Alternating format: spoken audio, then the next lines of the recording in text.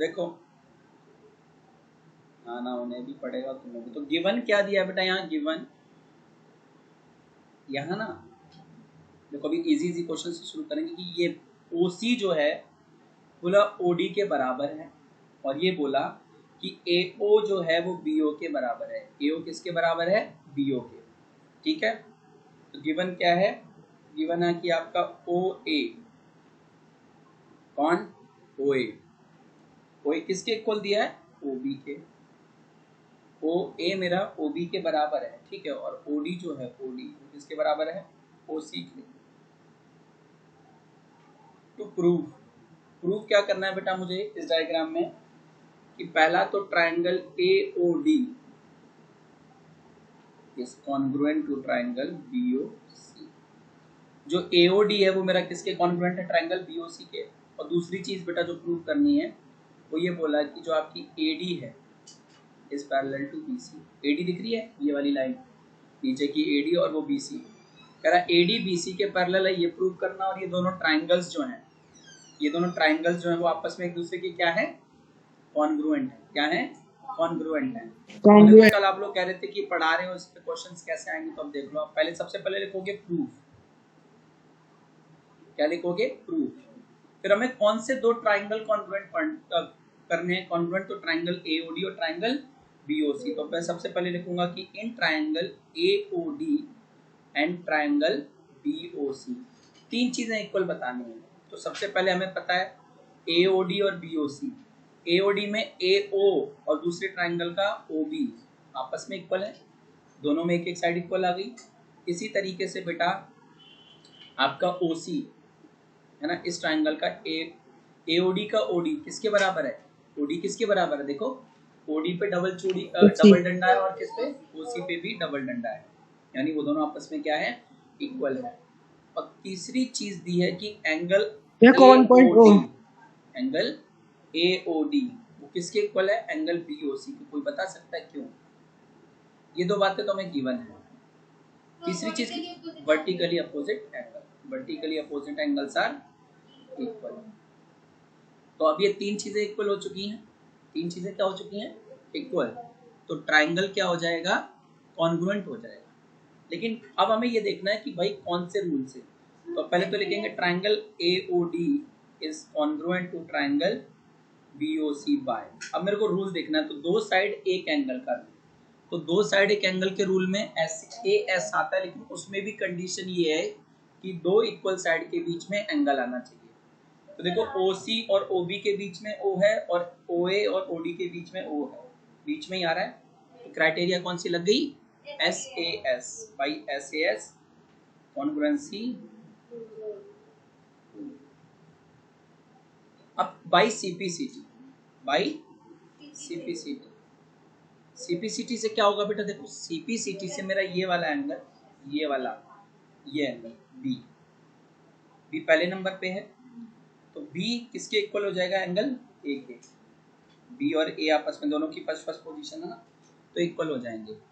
तो मैं लिख दूंगा कि by CPCT angle OAD is equal to किसके हो जाएगा, एंगल OBC।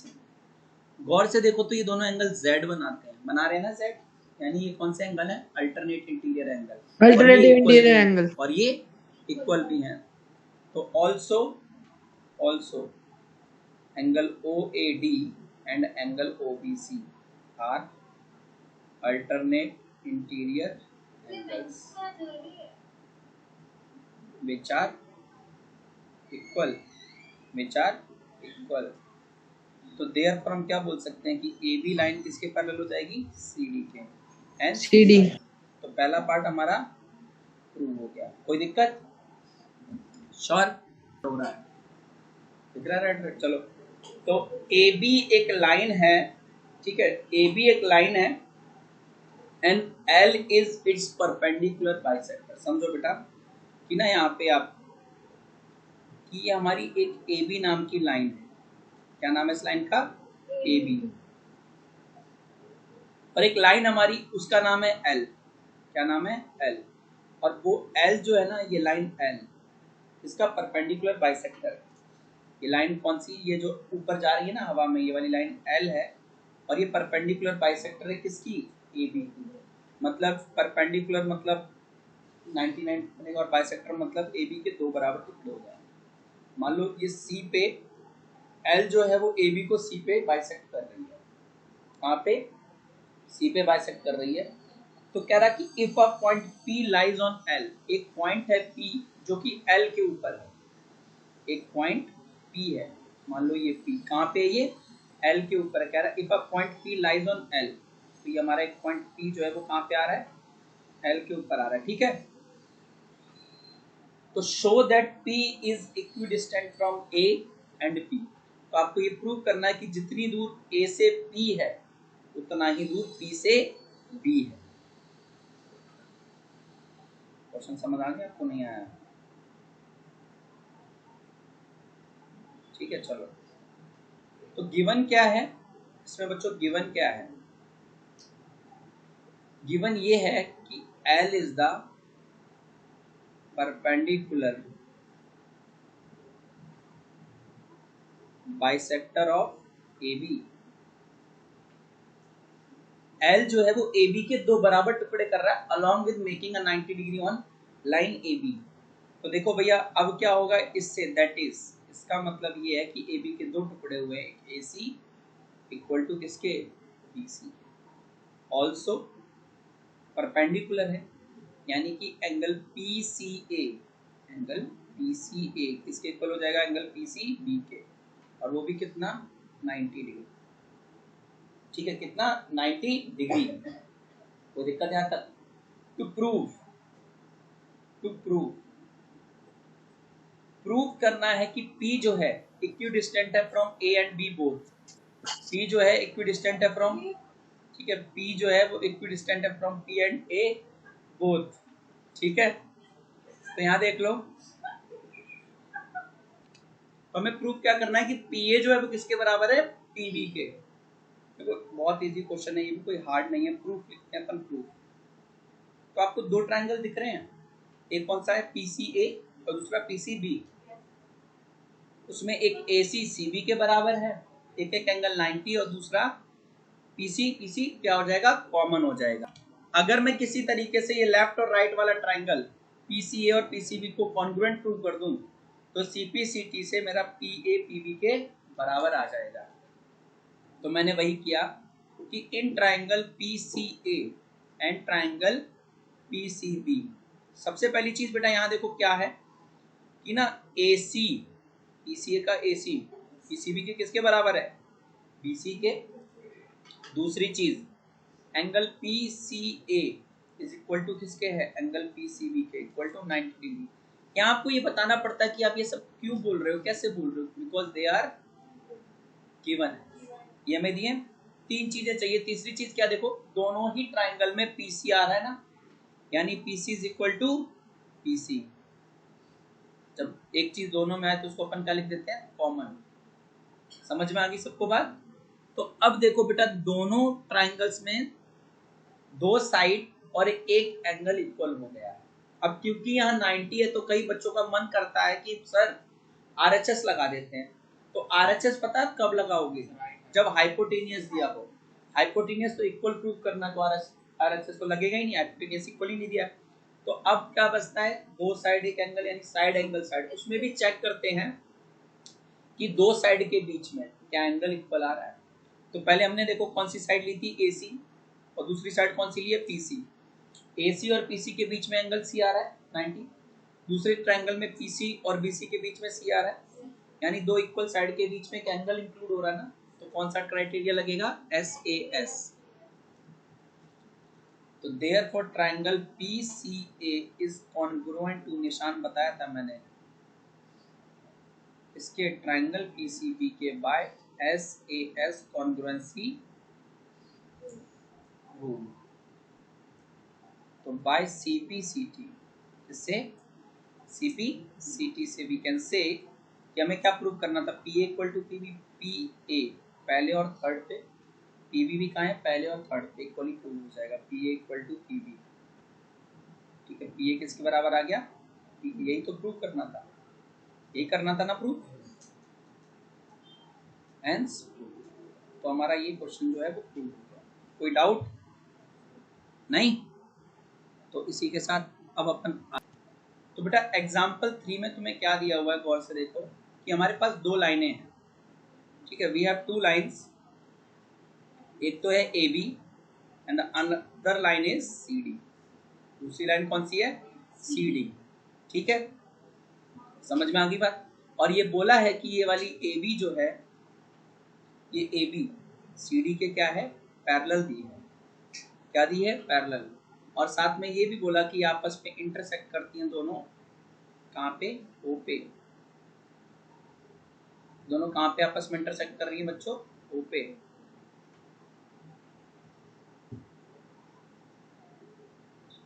थोड़ा सा चलो, एक दूसरे को आपस में कहाँ इंटरसेक्ट कर रही हैं? ओ पे।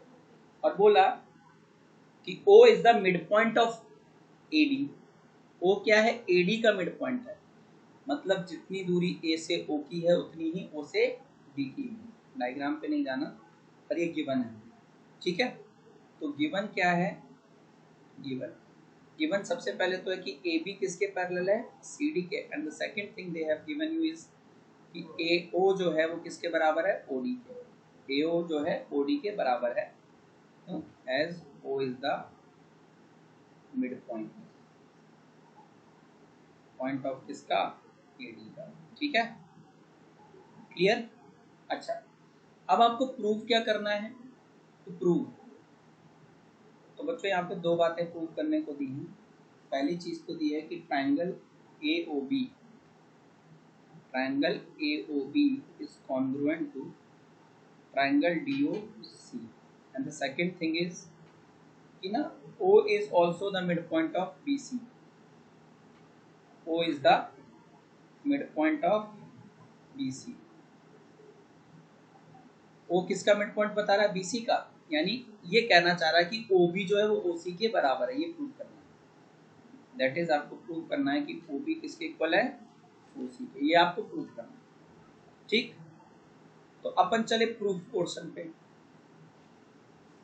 अब मैंने आपको कल भी समझाया था कि लास्ट क्लास में बोला था कि अगर आपको जिन ट्राइंगल्स को कॉन्ग्रुएंट प्रूव करना है उनके नाम दिए हैं तो आपको नाम सोचने की ज्यादा जरूरत नहीं है, जो लिखा है वही लिख दो।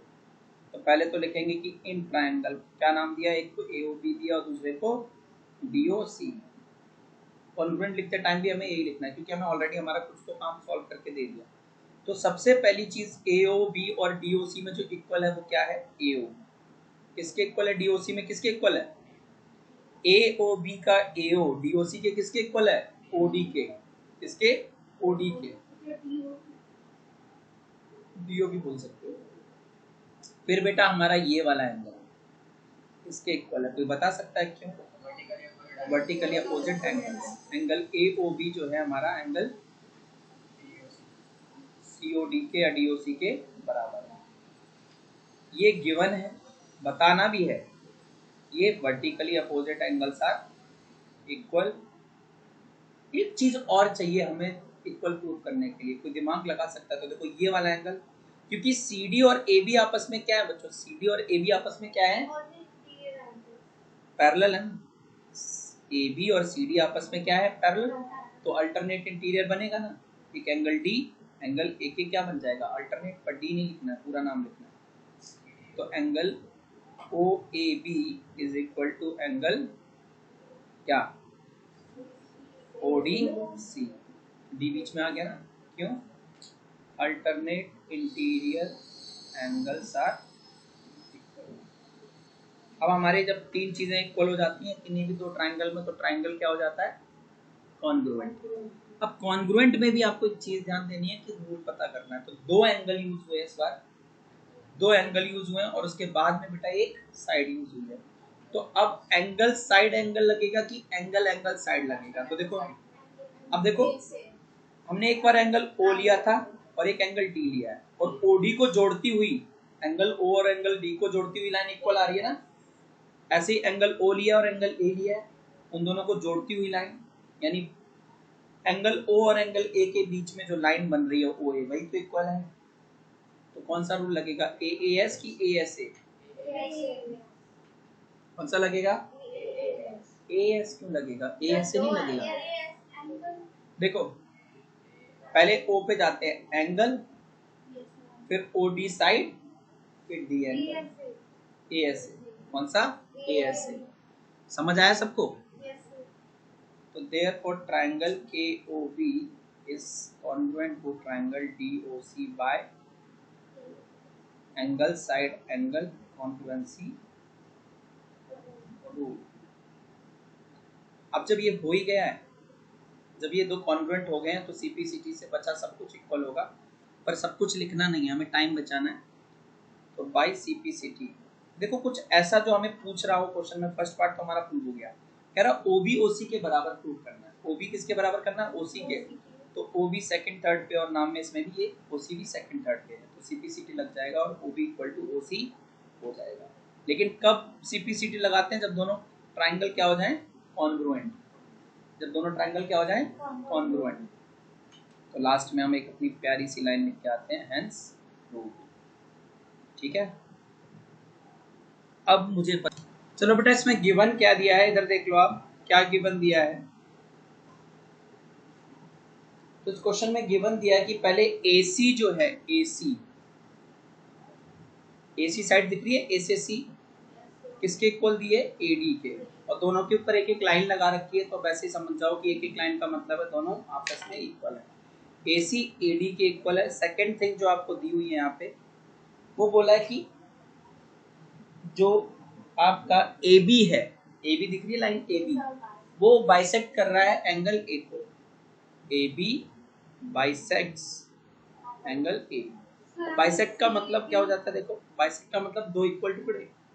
तो श्रेया कह रही है कि CAB is equal to angle DAB, और हाफ ऑफ किसका? Angle A, half of angle A। अच्छा, और कुछ दिया है? नहीं। अब प्रूफ करने को बोला है कि टू प्रूव, ठीक है कोई दिक्कत नहीं है।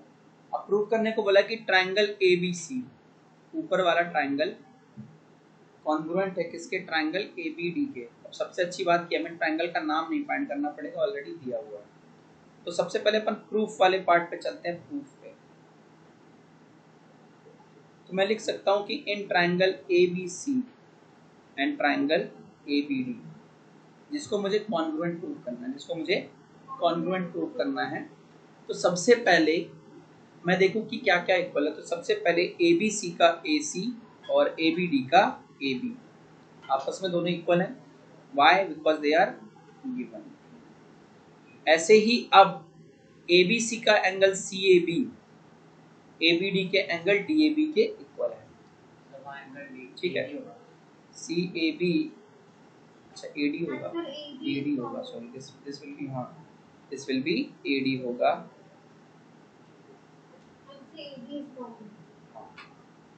तो अब ये किसके इक्वल दिया है? DAB के। ये भी क्यों? क्योंकि ये गिवन है। आप जब गिवन में लिखोगे तो ही गिवन लिखना, अदरवाइज ये लिखना पड़ता कि as angle A bisect angle as AB bisect angle A। Otherwise जब गिवन में हम ये ऑलरेडी लिख के आ चुके हैं, तो आप यहाँ सीधे गिवन लिख लो। फिर तीसरी चीज जो है वो ये, दोनों ट्राइंगल में AB क्या है?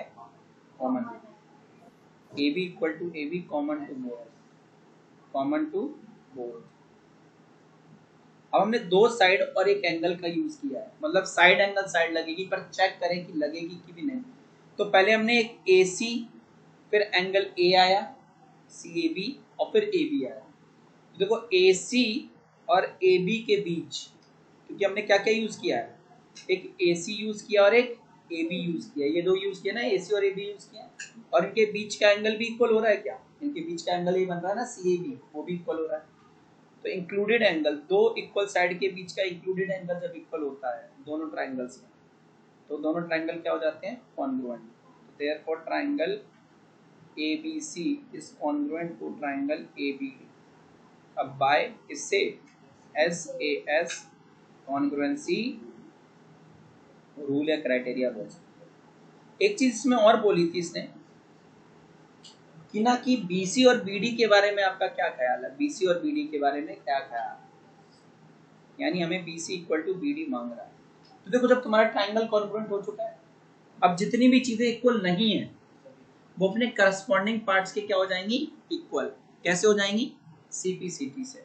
तो हमसे कह रहा है कि क्या तुम्हारा बीसी बीडी के इक्वल है, तो पहले बीसी की लोकेशन करो सेकंड थर्ड, और बीडी की भी लोकेशन क्या है, सेकंड थर्ड। तो लिख सकते हैं कि by CPCT BC is equal to BD. मगर सीपीसीटी कब लगता है, जब ट्राइंगल दोनों कॉन्ग्रुएंट हो जाए और साथ ही साथ दोनों की पोजीशन सेम, दोनों की पोजीशंस क्या हो, सेम। इसी के साथ you guys can write hence root, और आपके इस क्वेश्चन का भी समापन हो जाएगा। ठीक है, तो गिवन क्या क्या है बेटा इस ट्राइंगल में, गिवन है कि two equal perpendicular BC and AD, BC and AD मतलब गिवन क्या है, पहला तो गिवन है कि बीसी जो है वो किसके इक्वल है, एडी के। अच्छा, दूसरी चीज परपेंडिकुलर दी है, यानी कि एंगल सी, अपन बोल सकते हैं एंगल सी बी ओ किसके इक्वल है, angle D A okay, C B O D A equal है, और क्यों इक्वल है, क्योंकि दोनों 90 डिग्री दिए। ठीक है, अब टू प्रूव करने को बोला है कि ना सीडी, सीडी दिख रही है ना, सीडी बाइसेक्ट कर रही है AB, दैट इज कह रहा CD जो है AB के दो बराबर टुकड़े कर रही है। AB के दो टुकड़े मतलब एक AB के टुकड़े कौन कौन से नजर आ रहे हैं, BO और OA, यानी आपको BO यानी OB और OA क्या करने हैं, इक्वल प्रूव करने हैं। समझ में आ गई बात। तो भैया कुछ नहीं करना, बहुत इजी चीज है, कॉन्ग्रुएंसी लगानी है। तो पहले तो मैं लिख दूंगा कि इन ट्रायंगल, क्या करूंगा, इन ट्रायंगल नाम दे देता हूं, एक ऊपर वाले का नाम है बेटा CBO एंड नीचे वाले का नाम दे देता हूं ट्रायंगल DAO। क्या नाम दे देता हूं, DAO। क्यों आप बोलोगे सर आपने ऐसे कैसे दे दिया, मैं बता देता हूँ। दोनों के O वर्टिकली अपोजिट इक्वल होने वाले हैं, तो O दोनों सेम होने वाले हैं, तो सेम पोजीशन पे थर्ड थर्ड पे रख दिए। दोनों में A और B 90-90 के हैं, उन दोनों की लोकेशन डिसाइड कर दी, तो C और D अपने आप इक्वल हो ही जाएंगे, तो C और D को सेम पोजीशन दे दी। अब पहली चीज क्या है इनमें, देखो पहली चीज ये दी है कि CB या BC किसके इक्वल दिया है, AD के दिया है। दूसरी चीज दोनों में एक एंगल भी इक्वल दिया है, कौन सा,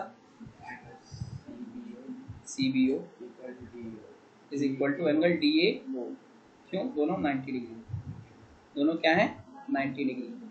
अच्छा, ये क्यों आपने लिखे, क्योंकि ये बना, और एक एक चीज आपको पता है वर्टिकली अपोजिट है, तो एंगल कौन सा, BOC is equal to angle AOD।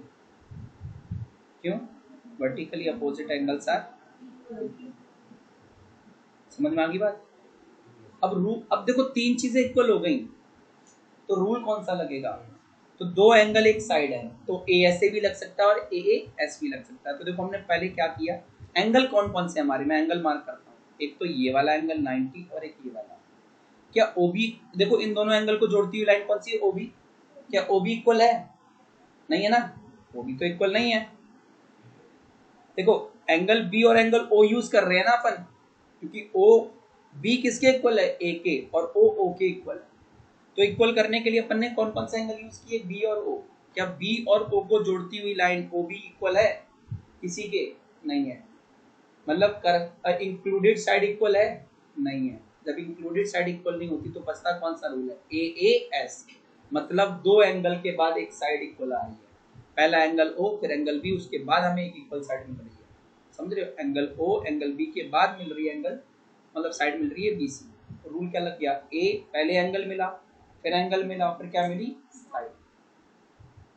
तो therefore triangle CBO is congruent to triangle DAO। देखो C हमें नहीं पता C किसके इक्वल है, लेकिन हमें पता है B किसके इक्वल था, A के। B को हमने कहा रखा मिड पोजीशन पे, तो AB कहाँ आएगा, मिड पे। फिर O जो था वो O के इक्वल था, तो दोनों की थर्ड पोजीशन है, तो C और D बचते हैं, फर्स्ट पे आ जाएंगे। और बाई किससे, AAS कॉन्ग्रुएंसी रूल। तो अब बाई CPCT, अब बाई CPCT अपन बोल सकते हैं, देखो CPCT से अगर मैं देखूं तो मेरा जो ओ बी है सेकंड थर्ड पे है और जो ओ ए है वो भी सेकंड थर्ड पे, वो आपस में क्या हो जाएंगे, इक्वल। तो ओ बी इक्वल टू क्या हो जाएगा, O D. O B equal to क्या हो जाएगा, ओ डी। ओ अच्छा हाँ ओ सॉरी ओ ए हो जाएगा, ओ ए हो जाएगा, पोजीशन सेम होनी चाहिए।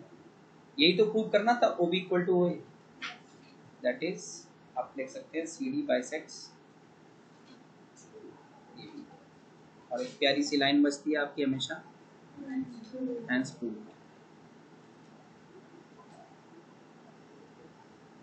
इसी के साथ सेवाएं